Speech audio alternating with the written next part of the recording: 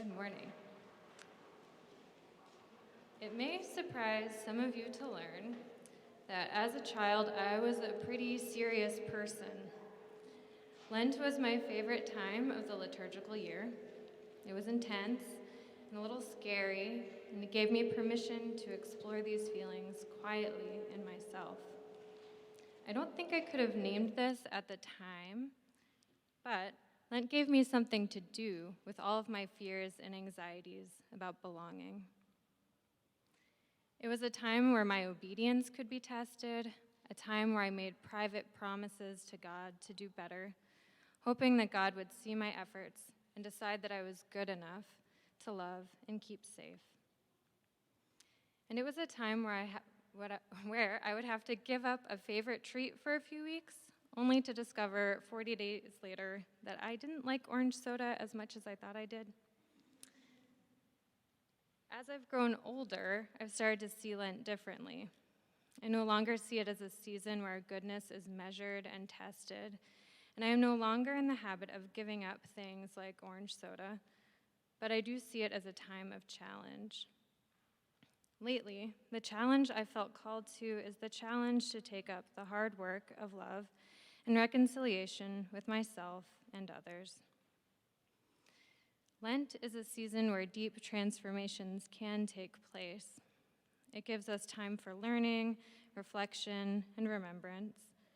It gives us time to interrogate our habits and desires, to make discoveries, and form new commitments.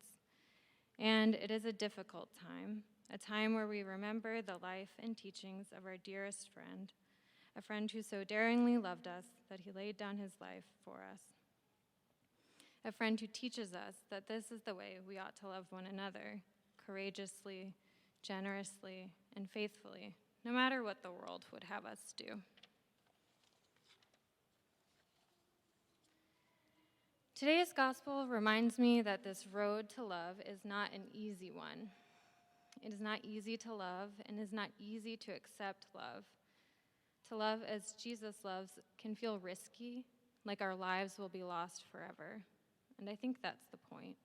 Our lives, as we have known them, will be lost as we become transformed by love. Jesus knows that we will be resistant and afraid, that we will want to run away, or that we will work ourselves to the bone to be perfect, judging ourselves and others unfairly when those feelings of fear and doubt emerge. And although moving through these feelings can feel like death, Jesus reminds us of what is coming and is already always here: life abundant in the unconditional love of God, a parent who knows us and loves us and welcomes each of us joyously home. Knowing our doubts and fears, Jesus prepares us for the difficulty ahead by telling us stories about such homecomings. I get the sense that he wants to reassure us. What may look like death to us is really a reunion, a new beginning. Because 15-year-old me wouldn't have missed it, I want to be sure that we make note of how this gospel passage begins. Luke 15 begins with rules that Jesus is breaking. The Pharisees and scribes are grumbling about this rule breaker, Jesus, who welcomes sinners and eats with them. A good Lenten invitation to consider what kinds of rules we might need to break in the name of love and fellowship. In response to the grumbling disapproval, Jesus tells 3 stories. You probably know them well. The first, about a man who, although 99 of his 100 sheep are not missing, goes into the wilderness to find the one who is lost. The second, a story about a woman who has lost a single coin and can do nothing else, not sweep, not even light her lamp, until she finds it. At the end of each of these is a celebration, a gathering together of the community to rejoice in the recovery of the missing. The third story is the one we heard today, the story of the prodigal son. It is, in some ways, a more complicated story than either of the previous 2. It's a family story, and I think we all understand the complications that can come along with family. One son, the younger, takes his inheritance early and travels far from home.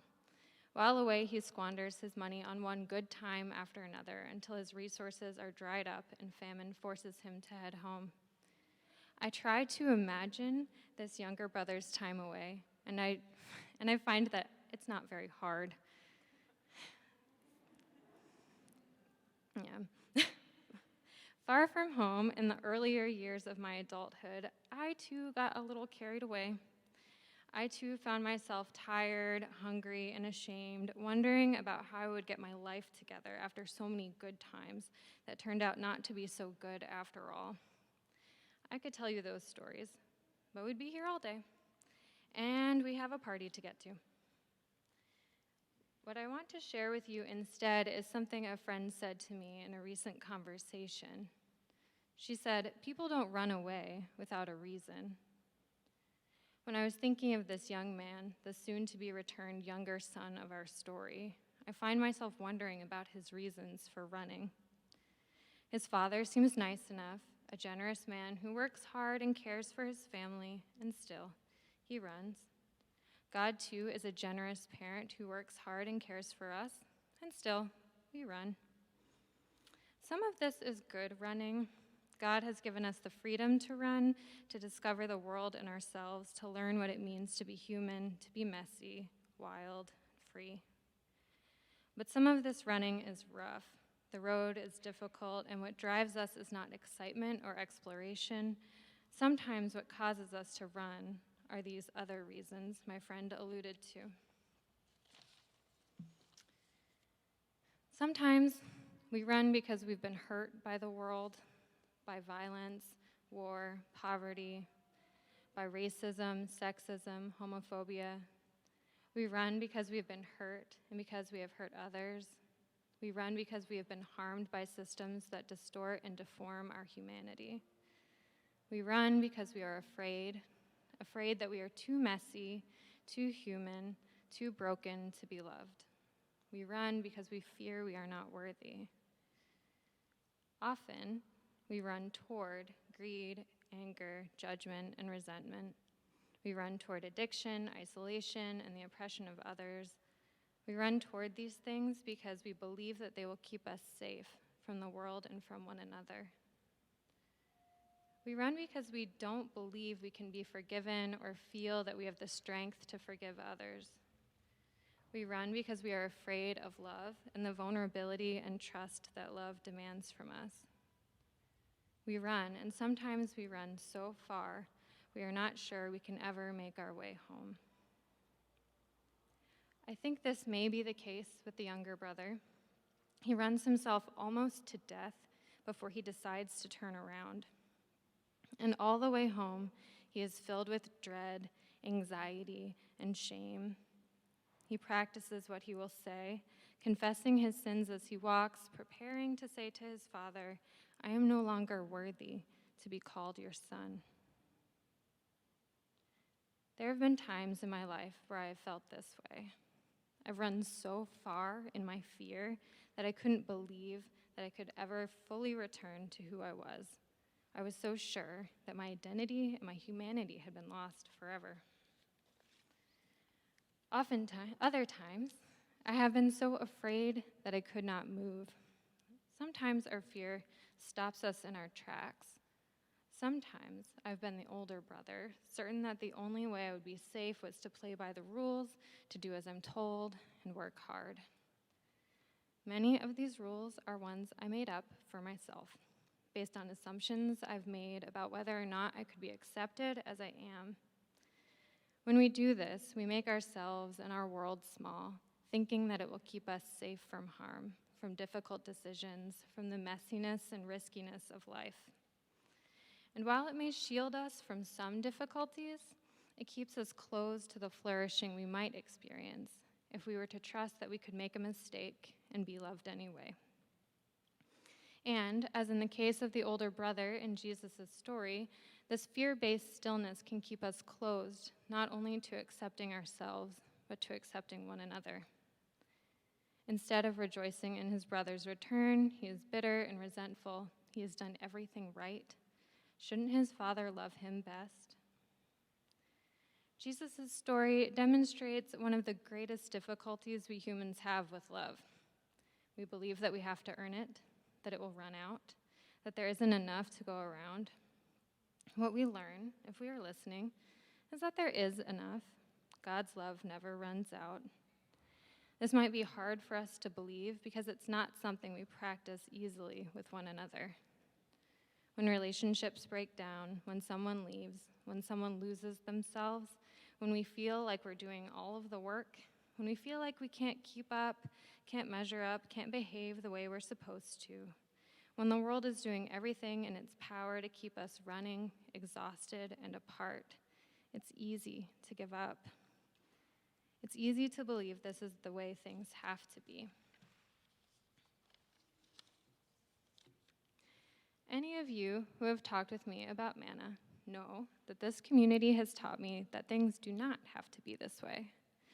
The MANNA community has taught me that there is enough love for everyone, that reconciliation is possible, and that we can always, always come home. No matter how broken we feel, no matter what happened last week or many years ago, there's always today. Today, someone will return from a year spent 3,000 miles away.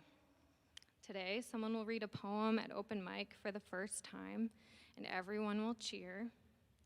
Today, someone who wasn't quite themselves yesterday will return and make amends. Today, we will serve Tang to someone who really gets on our nerves. Today, we will preach for the first time.